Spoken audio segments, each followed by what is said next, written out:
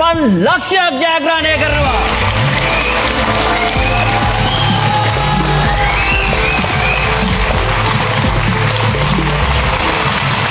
මේ වාගේ රුපියල් කෝටියේ ප්‍රශ්නය.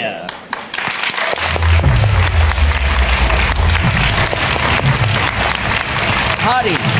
මෙන්න ප්‍රශ්නේ.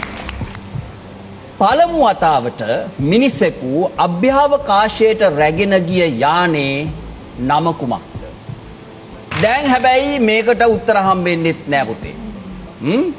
මේ ප්‍රශ්නයට ඔයාට දැන් ඔයා මුණ දෙන්නේ රුපියල් ලක්ෂ 75ක ප්‍රශ්නයකට. මොකද ඔයා කලින් අපිට ණයයි. හරි? ඒ නිසා ඔයා ලක්ෂ 75ක ප්‍රශ්නයකට තමයි මේ මුණ දෙන්නේ. right? පළමු වතාවට අභ්‍යවකාශයට ගියේ ඇත්තටම යූරි ගගාරින්. ඔහු යන්නේ වොස්ටොක් 1 කියන යානයේ තමයි. මොකද? වොස්ටොක් 1. වොස්ටොක් 1. රුසියාව. මේක ඊටාම ඒ කියන්නේ තරංගකාරී අභ්‍යවකාශ තරණයන්. ඒ කියන්නේ රුසියාවයි ඇමරිකාවයි හැමදාම තරඟ කරනවා. පළවෙනියට මෙයාලා යවනවා ක්‍රුමීන් ජාතියක්. ඇත්තටම අපි හිතන් ඉන්නේ මේ බල්ලා තමයි පළවෙනියට ගියේ කියලා. ක්‍රුමීන් ජාතියක් තමයි මෙයාලා මේ අභ්‍යවකාශයට පළවෙනියට යවන්නේ. පස්සේ මේ ලයිකා කියන බල්ලෙක්ව යවනවා. ඊට පස්සේ 1961 මට මතක විදියට 61 වෙන්න ඕනි. හරියට මතකයක් නැහැ. යූරි ගගාරින් යනවා වොස්ටොක් 1 යානේ. ඒකත් එක්කම දැන් ඇමරිකාව ඉතින් හිතනවා දැන් ආයේ අපිත් යවනවා කියලා එයාලත් යවනවා. හැබැයි ඒකේ අර ලොකු ප්‍රතිචාරයක් නෑ. අපිට උනත් මතක නෑනේ. දෙවෙනියට අභ්‍යවකාශයට ගියේ කවුද කියලා. හැබැයි දැන් හිතනවා ජොන් එෆ් කෙනඩි කියනවා ඔයාලා පළවෙනියට එව්වට අපි යවනවා හදටම කියලා තමයි ඇපොලෝ ව්‍යාපෘතිය පටන් ගන්න 1967 දී පටන්ගෙන ඊට පස්සේ හදේ පාත් තබනවා. ඒක මාර හීනයක්. හීනයක් දකින්න ඕනේ හර විදියට. දැන් ඔයා ඒ හීනය හරි විදියට දැකලාද තියෙන්නේ? ඔව්. හරියට දැක්ක.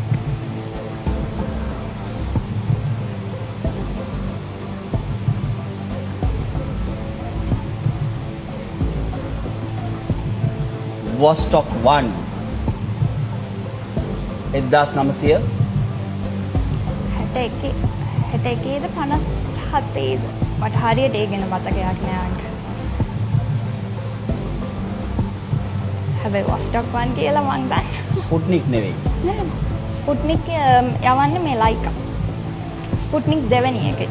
ස්පුට්නික් 1 එක මෙයාලා මේ අභ්‍යවකාශගත කරනවා. හැබැයි දෙවෙනි එකේ තමයි ලයිකාව යවන්නේ.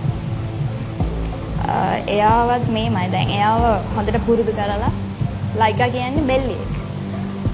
ගැහණු සත්. එයාට ඔක්කොම පහසුකම් ඒ යානාව ඇතුළත සකසලා තිබුණා. එයාට කන්න බොන්න උනත්. හැබැයි එයා දවස් 3ක් අභ්‍යවකාශයේ ඉඳලා නැති වෙනවා. හැබැයි එයා ඉතිහාසය තුල තවම ජීවත් වෙනවා.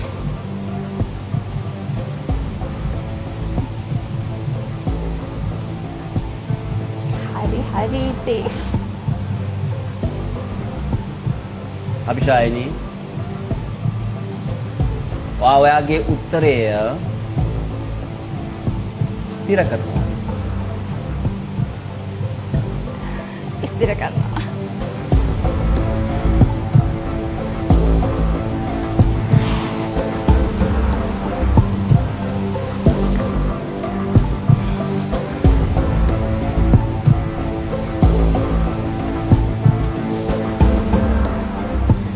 හද ගැස්ම අර ටික් ටික් සවුන්ඩ් එක නැති වුණාට දැන් නම් හද ගැස්ම මට දැනෙනවා. ඔව් ඒකයි. මටත් එහෙමම දැනෙනවා. අපිට හරිම සතුටුයි. හැබැයි එක දෙයක් අංකල්. ඔව්.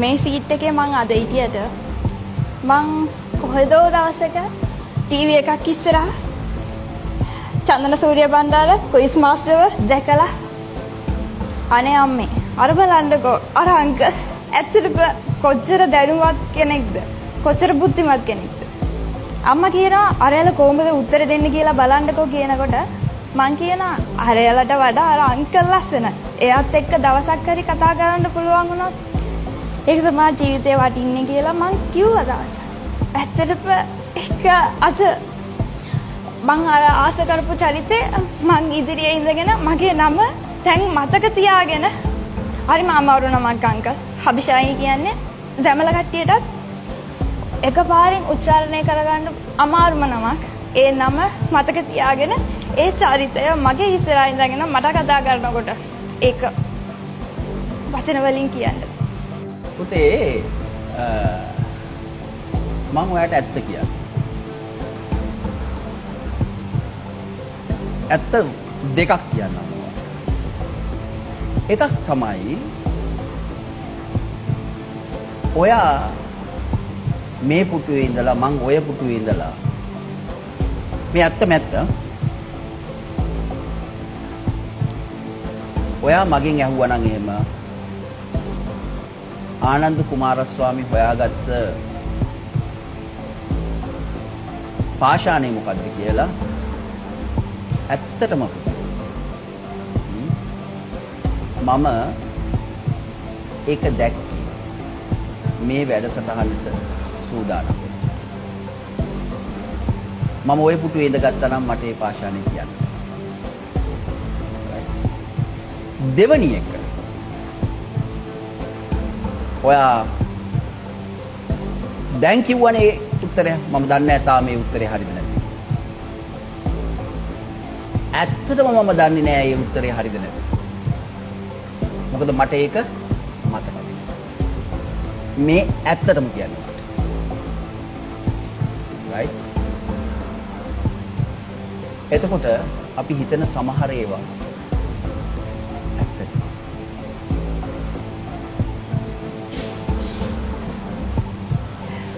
ඒ කියන්නේ මේ මොකද්ද මම කියන්නේ මේ පුටුවේදී මේක හරිනම් මට වැඩි ඔයා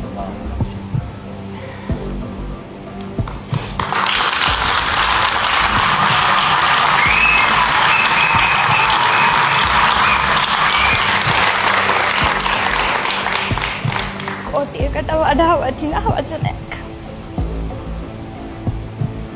අභිෂායිනි වා දැන් රුපියල්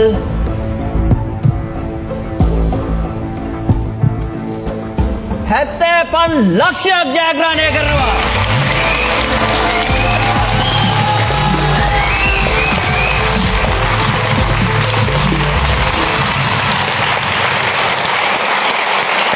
ජයවේවා ජයවේවා ජයවේවා ජයවේවා ජයවේවා ජයවේවා පුතේ.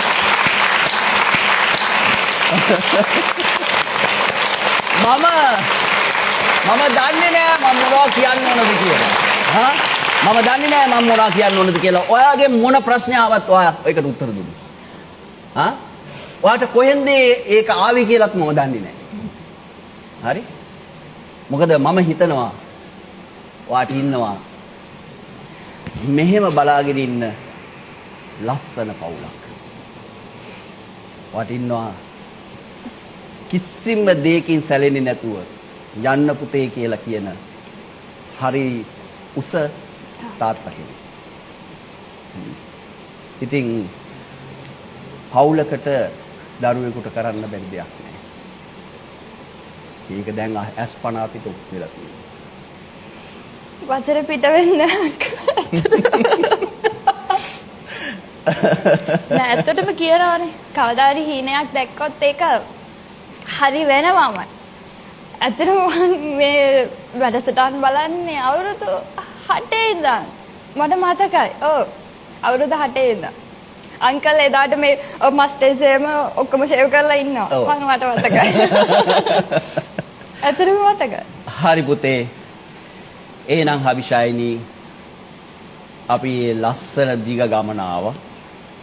දැන් ඔයාගේ අන්තිම කිරුළත් ජයග්‍රහණය කරා. මට ඒ ගැන හරීම සතුටුයි. මට ඒ ගැන හරීම සතුටුයි. දැන් මට පොඩි දෙයක් කරන්න තියෙනවා. වාට හිමි රුපියල් මිලියන 7.5 එහෙම නැත්නම් රුපියල් ලක්ෂ 75 වාගේ ගිණුමට දැන් මම ගිණුම් ගත කරනවා. ජය ජය ජය වේවා පුතේ. හොඳට මතක තියාගන්න. වාට ගොඩාක් දුර යන්න පුළුවන්. හරිද? එකම දේ තියෙන්නේ වාගේ තියෙන ඔය නිර්හංකාර ඒ වගේම ආඩම්බර. හරිද? ඒ වගේම හරිම නැමෙන සුළු. හරිද? ඒ වගේම කෙලින් ඉන්න. ඔන්න ඔය පර්සනැලිටි එක නැත්තම් වාගේ ඔය අභිමානවත් පෞරුෂය කවදාවත් බිඳෙන්න දෙන්න එපා. ඉස්සරහට යන්න. වාට පෙනෙන වාගේ අනාගතය හරීම දීප්තිමත්, හරීම ශක්තිමත්. ජය වේවා, ජය වේවා, ජය වේවා, ජය වේවා, ජය වේවා.